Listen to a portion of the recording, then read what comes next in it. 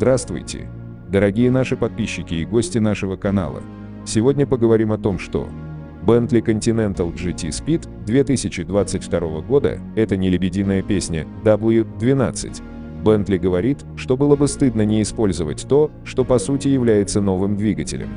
Bentley находится в первых рядах автопроизводителей, стремящихся к электрификации.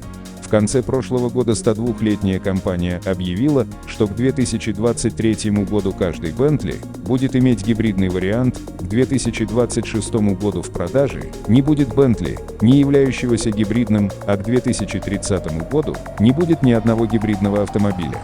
Одиночный Bentley будет приводиться в движение чем угодно, только не протекающими электронами.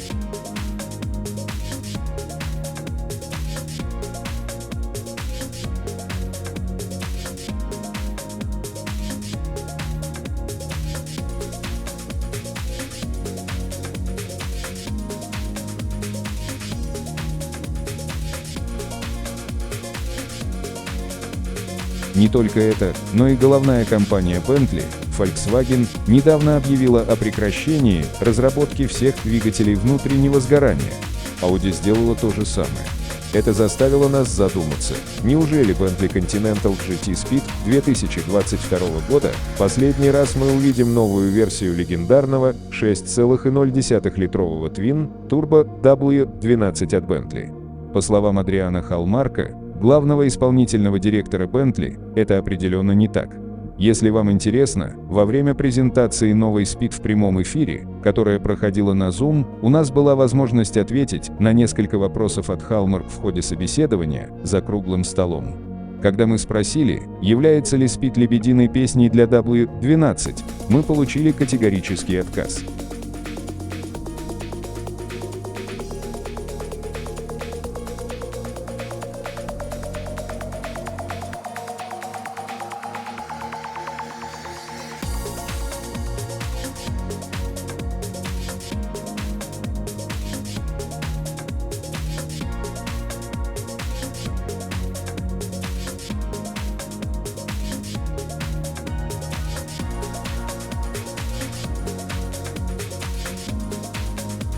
Я бы пока не назвал это лебединой песней. В том, что фактически является новым двигателем, есть жизнь, сказал Халмарк. Это вершина нашего бренда, это основа Continental GT, это самый чистый W12, который мы когда-либо создавали, и с последующими улучшениями он будет больше связан с 12 цилиндрами. Но имейте в виду, что крайний срок электрификации, независимо от того, что это влечет за собой, наступит в 2026 году для каждого Bentley.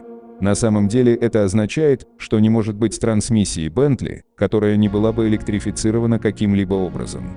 Логический вывод состоит в том, что если Bentley не добавит электрификации W12 к 2026 году, он умрет.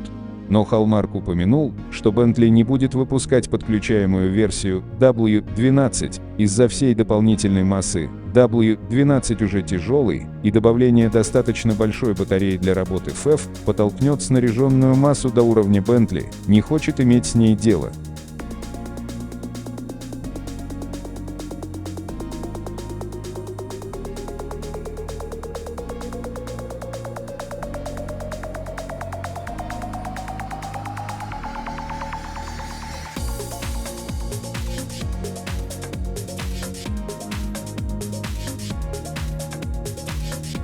Так что это значит для W12. Увидим ли мы какую? То 48-вольтовую мягкую гибридную систему, или может быть даже электрические турбины для повышения эффективности.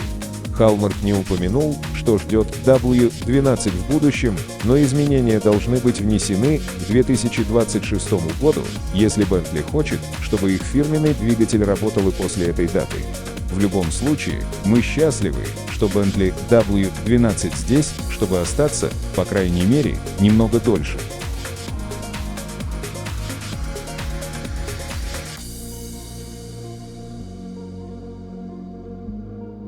Спасибо за внимание.